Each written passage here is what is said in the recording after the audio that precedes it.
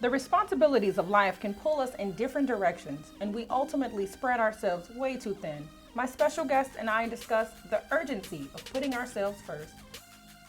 Hey, my name is Wendy Whitmore, founder of Truth Healing Evolution Counseling Services, and you are watching the wonderful Chandria Show. By yourself in your practice, Truth Healing and Evolution Counseling Services. So I have been practicing as a clinician for about 15 years. Wow. Yeah, I know, right? And I started out only with my private practice. And I've been in business for myself for 6 years. So I didn't start out actually with only the private practice. I kind of went around and did group homes, hospital settings, school settings. And I did all that before I went to private practice because I feel like clients were going to come in with challenges. And if I've never worked in those environments, how I'm going to help them navigate those environments if they have to go into those environments. So that was one thing. I started my practice about 6 years ago, and I did it because I was diagnosed with a chronic illness about 10 years ago.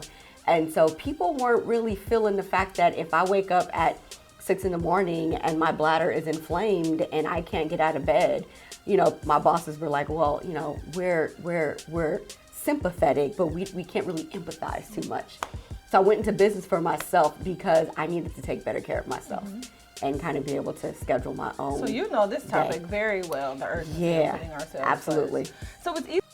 We can loosely classify that level of expectation as adulting. We say that all the time, oh, I have to adult, I have to be an adult, that's adulting for you, I have to pay bills, I have to go to work. But the job we earn money from, the business we build, or the time we take for our families, how do you encourage people to take more time for self-care? What do you say, like? So what I do is, that too. I ask them to think about their boundaries.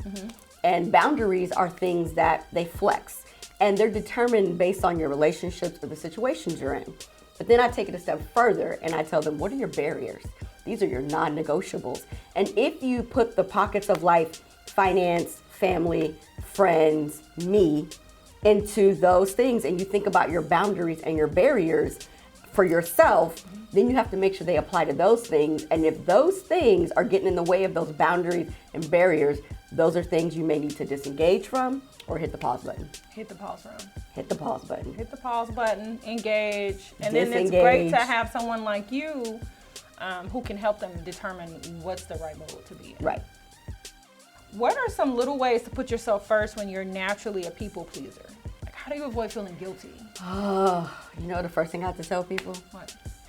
You want to hear the truth? Yeah, I want to the truth. The true Wendy Whitmore special. Literally, I tell them to ask God for clarity. Okay. Right? Because a lot of times what we do is we're emotionally attached to an outcome, and the outcome is pleasing somebody else. So if you ask God for clarity on what's good for you so that you can better serve, then you're able to kind of start to, I call it like sussing out the things that need to go, disengage from, and hit the pause button on. So that's one of the things that I always start with is pray for clarity.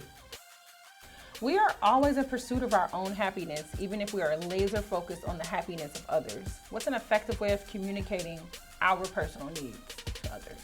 I always tell people that happiness is fleeting, and so we need to focus on joy.